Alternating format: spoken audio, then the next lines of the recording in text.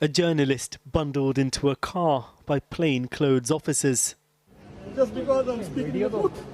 A TV presenter tearful as he's detained at an airport. A prominent anchor shot dead abroad in mysterious circumstances.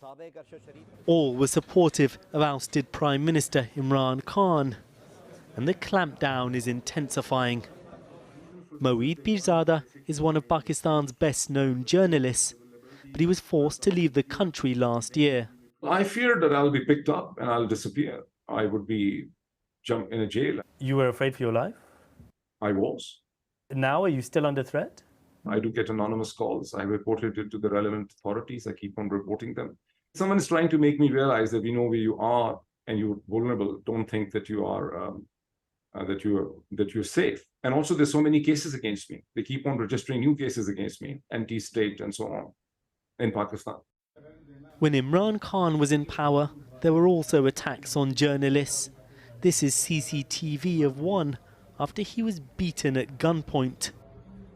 Pakistan's powerful military and intelligence services were allied to Imran Khan back then and targeted their critics. Now the military's fallen out with Khan, and it's those sympathetic to him who are in their sights. Journalists say they're coming under increasing pressure. We're at a protest right now in support of a high-profile pro-Imran Khan commentator. He's been missing after initially being detained by the police. Everyone suspects, in reality, he's in the custody of the intelligence services. ये video उस वक्त record हो रही है जब मुझे गिरफ्तार कर दिया गया. Imran Riaz Khan is a prominent journalist and a vocal supporter of his near namesake, former Prime Minister Imran Khan. He was previously detained last year, and campaigners are increasingly worried about his safety. But like many of the journalists now targeted, he was once considered close to the intelligence services. Many of the journalists who are coming under pressure right now were, under Imran Khan's government, rather dismissive at times of attacks on other journalists. Many remained quiet or didn't protest very openly, but there were some, they actually went on, defended the actions. The point is that if the other people had blundered, what has happened since then, I mean, their arguments now is hardly an excuse. And also the intensity of what is happening right now, the scale of the intensity, the scale and intensity is much, much larger.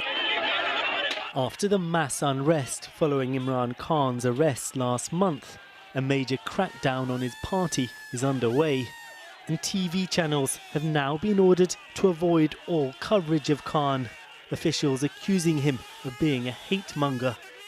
Hi, Ms. Aurangzeb, Sikandar Kamani from Channel 4. I spoke to the government's information minister. Journalists are going missing, journalists are being detained. Name me one journalist who's missing. Imran Riaz Khan. Imran Riaz is a political party spokesperson now. You have to differentiate between journalists and the journalists who have joined political parties. Once they have joined political parties, they are inciting violence. Whatever you think about how good a journalist or how biased a journalist he may be, at the moment he's missing. If the person is missing, I condemn that.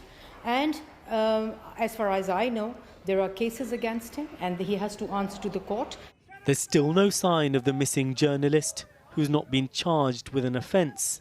The intelligence services deny holding him, whilst the government and military deny unfairly targeting the media. But few believe that. So far, Khan has been winning the war of narratives. It's not clear the increasing pressure will change that.